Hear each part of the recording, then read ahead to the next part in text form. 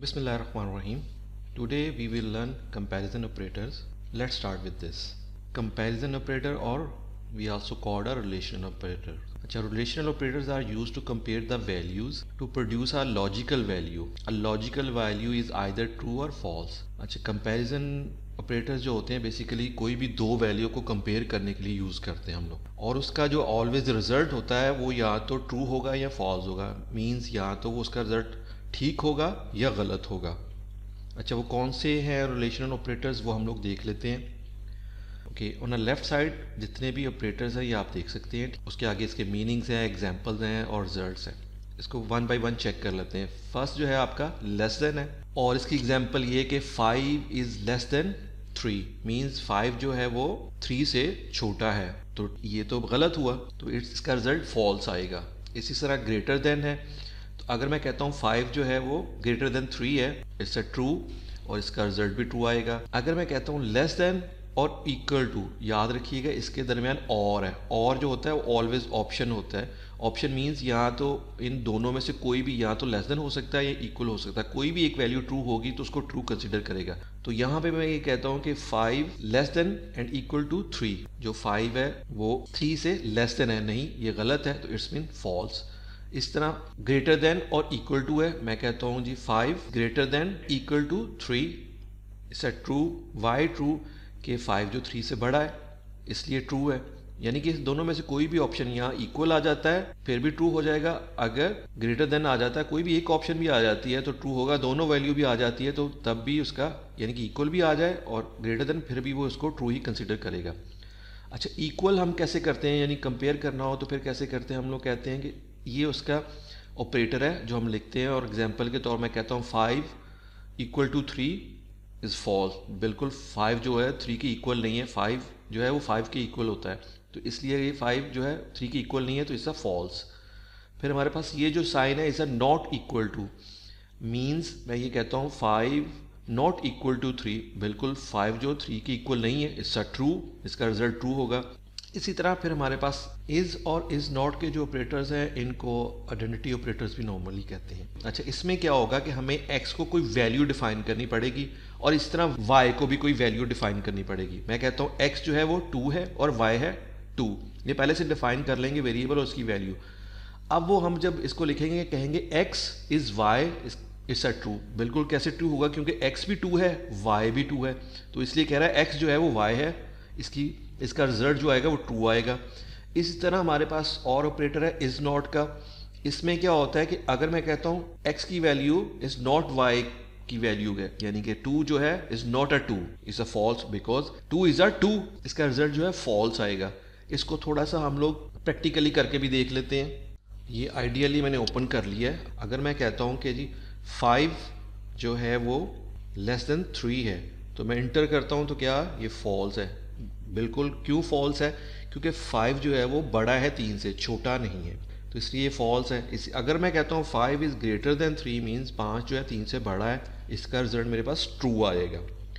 इस तरह मैं कहता हूँ कि 5 लेस देन और इक्वल टू 3 है, तो इसका रिजल्ट क्या आएगा? इसमें से दोनों में से वो कंपेयर करता है, कोई भी एक और का मतलब कोई भी एक ऑप्शन हो सकती है, तो अगर तो पहली गलत है और दूसरी भी गलत है तो इसका मतलब रॉन्ग है, इसका आंसर तो फॉल्स हो जाएगा। अगर मैं कहता हूँ कि 5 ग्रेटर देन इक्वल टू 3 करता हूँ तो वो क्या करेगा? मैं इसको इंटर करता हूँ तो वो इसका रिजल्ट क्या होगा? ट्रू होगा, क्योंकि 5 जो है 3 से बड़ा है। इसी तरह मैं कहता हूँ कि वैल्यू ले लेता हूँ 5 इज़ इक्वल टू 3 कहता हूँ, इसका रॉन्ग, और इसका आंसर जो होगा फॉल्स होगा। अगर मैं कहता हूँ 5 इक्वल टू 5, इसका रिजल्ट मेरे पास ट्रू आएगा। और इसी तरह नॉट इक्वल को साइन कर लेते हैं, 5 लिखता हूँ और मैं कहता हूँ कि नॉट इक्वल टू 5 है, यस इट्स अ रॉन्ग। अगर मैं कहता हूँ 5 जो है नॉट इक्वल टू 3 है, इसका आंसर मेरे पास ट्रू आ जाएगा। इसी तरह हमको x और y की वैल्यू देख लेते हैं। x कहता हूँ मैं उसको वैल्यू दे देता हूँ 10 कह देता हूँ, y को भी मैं वैल्यू जो है वो 10 दे देता हूँ। अब मैं कहता हूँ कि मुझे बताओ x इज़ अ ऑपरेटर, ये देखो कलर चेंज है, इज़ इक्वल टू वाई, इसको मैं एंटर करता हूँ, वो रिजल्ट क्या कहता है? 2। यस, एक्स की वैल्यू भी 10 है, वाई की भी वैल्यू 10 है, इसलिए ट्रू है। और अगर मैं कहता हूँ x इज नॉट y, वो मुझे फॉल्स करेगा। फॉल्स क्योंकि वो कहता है x जो है y की वैल्यू के इक्वल नहीं है, ठीक है, तो फॉल्स है। बेसिकली x और y की वैल्यू तो इक्वल है। तो इस तरह ये ऑपरेटर्स, जो रिलेशन ऑपरेटर्स काम करते हैं। नेक्स्ट हमारे पास बूलियन ऑपरेटर्स हैं, लॉजिकल ऑपरेटर्स भी कहते हैं। Boolean operators are used to connect more relational operations to form a complex expression called logical expression. Here code is always executed first then compare, और इसका आंसर भी always या true होगा या फॉल्स होता है। वो कौन से हैं? जो बूलियन ऑपरेटर्स हैं वो 3 हैं, एक एंड और नॉट, ये 3 ऑपरेटर्स हैं। इसके मीनिंग ये है कि एंड को हम कहते हैं लॉजिकल एंड, और इसकी एग्जांपल ये है कि ये ऑलवेज याद रखिएगा, इसमें पहले कोड को एग्जीक्यूट किया जाता है, यानी कि 2 वैल्यू को इसमें कंपेयर किया जाएगा, और जो 2 वैल्यूज हैं पहले उसका कोड को वो एग्जीक्यूट करता है और उसका आंसर लेता है। जैसे मैं कहता हूँ 5 इज लेस देन 3, इसका पहले वो आंसर निकालेगा, इसी तरह फिर वो निकालेगा 5 ग्रेटर देन 2, इसका आंसर निकालेगा, फिर दोनों को कंपेयर करेगा, और फिर जो रिजल्ट आएगा या वो ठीक होगा या वो गलत होगा। और एंड जो होता है वो ऑलवेज यूज होता है कि आप दोनों वैल्यू सेम हो तभी उसको वो ट्रू करता है, उनमें से एक भी गलत हो जाए तो वो फॉल्स कंसीडर होती है। तो यहाँ पे क्या होगा, वो कहता है 5 इज लेस देन 3 मीन्स जो 5 3 से छोटा है, और फिर वो कहता है 5 इज ग्रेटर देन 2, यानी कि 5 जो है 2 से बड़ा है। तो यहाँ पे गलत है, यहाँ पे ठीक है, इसका रिजल्ट फॉल्स है। इसको हम लेटर ऑन डिटेल में देख सकते हैं एंड ऑपरेटर्स को। इस तरह और है, वो लॉजिकल और होता है, इसमें भी दोनों ही वैल्यूज जो है वो पहले उसका रिजल्ट निकालता है और उसके बाद फिर उसको कंपेयर करता है।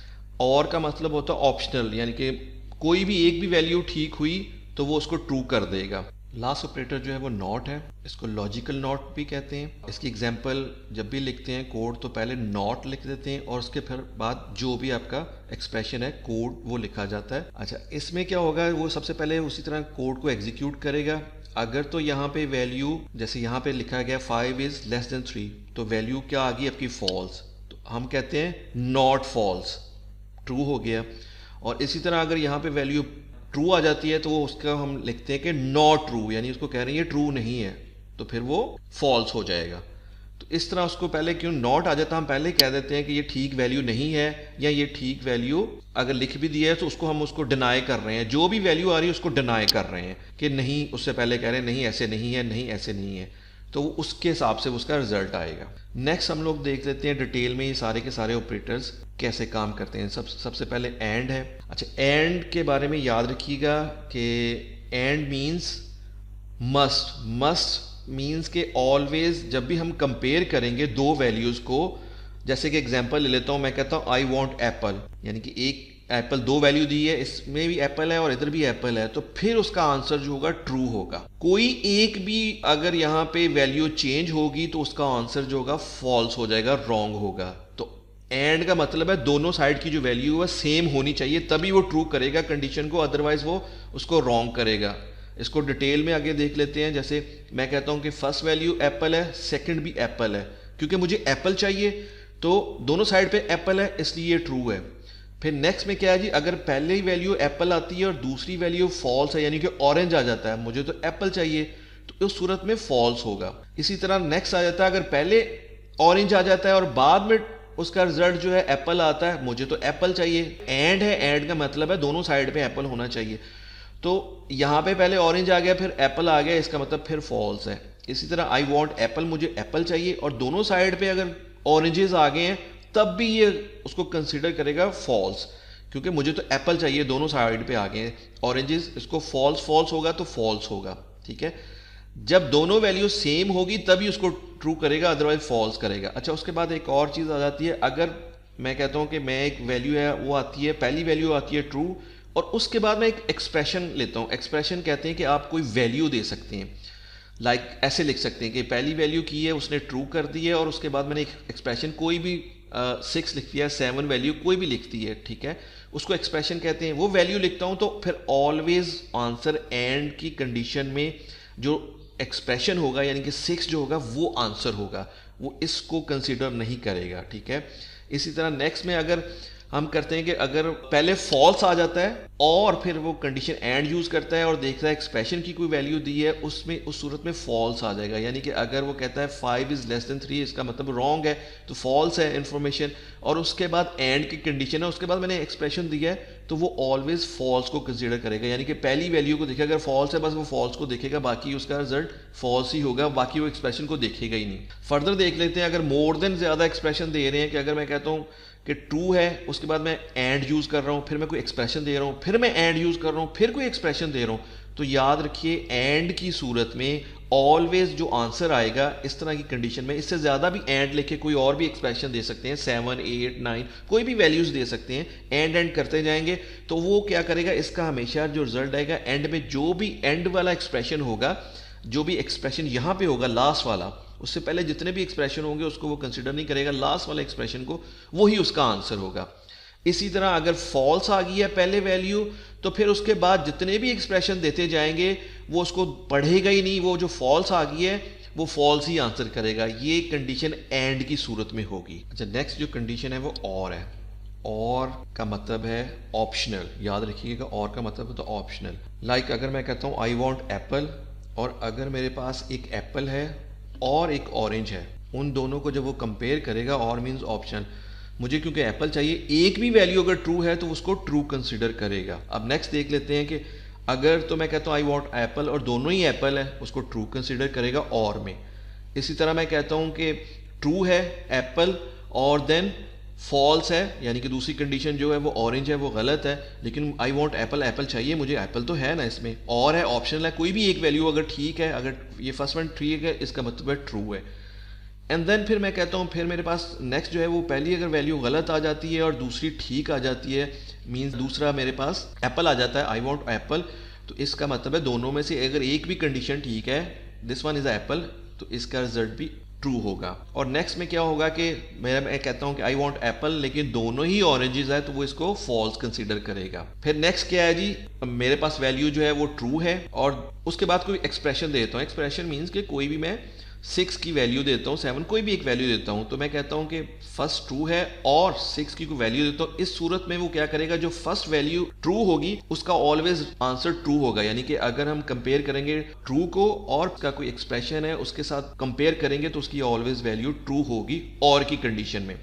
इस तरह नेक्स्ट है, अगर हमारे पास पहली कंडीशन फॉल्स आ जाती है और उसके बाद कोई एक्सप्रेशन देता हूँ, तो उसका ऑलवेज जो रिजल्ट होगा, वो जो एक्सप्रेशन होगा वही रिजल्ट होगा। लाइक अगर मैं ये देता हूँ 5 इज लेस देन 3, ये फॉल्स हो गई है, और लिख के उसके बाद मैं कहता हूँ एक्सप्रेशन देता हूँ 6, तो उसका जो ऑलवेज रिजल्ट होगा 6 होगा। ठीक है, वो फर्स्ट वाले को फॉल्स को कंसिडर ही नहीं करेगा। ओके, नेक्स्ट अगर मेरे पास मोर देन 3 वैल्यूज हैं और उसके अंदर और की ऑप्शन लगाते हैं, जैसे मैं कहता हूँ फर्स्ट ट्रू आ गई है, फिर और एक्सप्रेशन 1 दे देता हूँ और एक्सप्रेशन 2 देता हूँ, इसी तरह सो ऑन और भी एक्सप्रेशन दे सकते हैं। ठीक है, उस सूरत में क्या होगा कि फर्स्ट वो वैल्यू देखेगा, अगर ट्रू है तो वो बस ट्रू उसको उसका आंसर उसका रिजल्ट दे देगा, बाकी किसी एक्सप्रेशन को पढ़ेगा ही नहीं।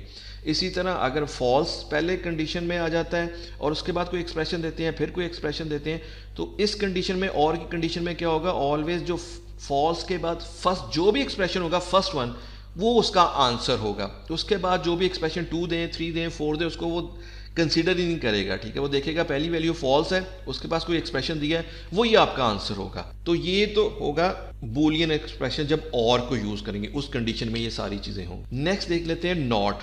अच्छा, नॉट को भी उसी तरह लेके चलेंगे।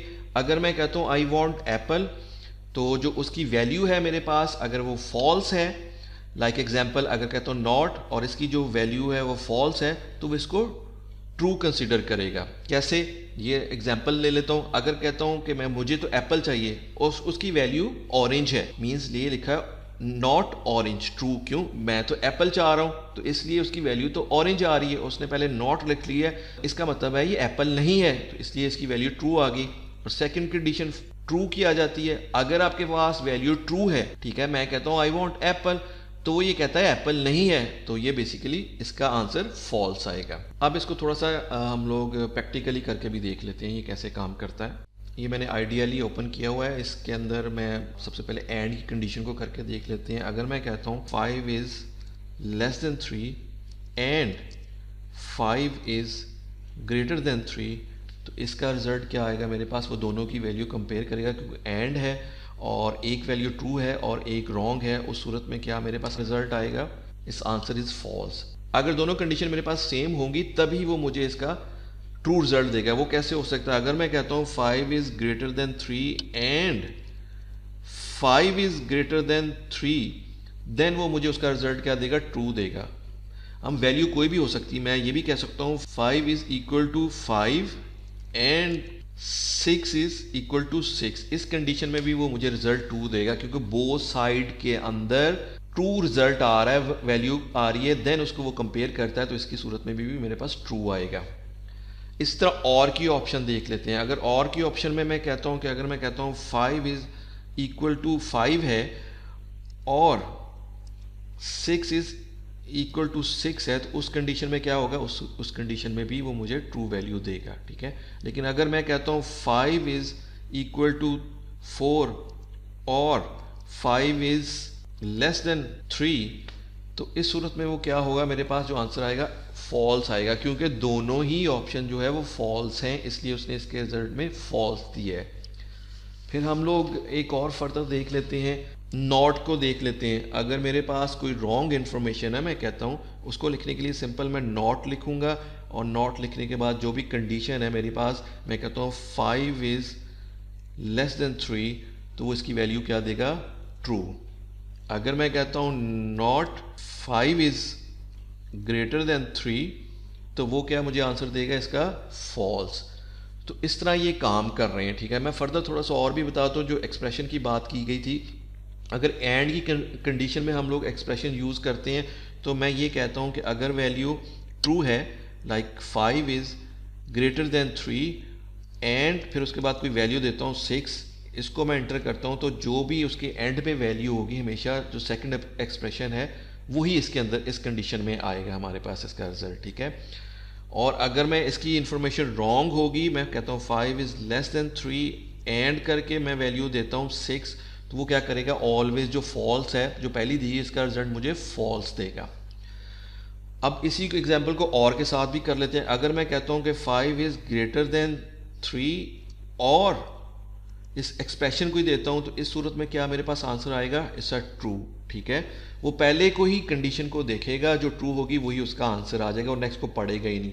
लेकिन अगर मैं कहता हूं कि 5 इज लेस देन 3 और उसके बाद मैं कोई वैल्यू एक्सप्रेशन देता हूं 6, इस सूरत में क्या होगा, उसमें वो क्या करेगा, अगर पहली वैल्यू फॉल्स है तो वो उसके बाद जो भी उसका एक्सप्रेशन आ रहा है वो रिजल्ट होगा, यानी कि इसका रिजल्ट 6 होगा। ये और की कंडीशन में आप इस तरह और भी जितनी भी एग्जांपल मैंने डिस्कस किए हैं आप उसको प्रैक्टिकली करके देख सकते हैं पाइथन के अंदर। I hope you understand how comparison operators works and Boolean operators works in Python. If you like this video, kindly share with your friends and please subscribe this channel. Thank you.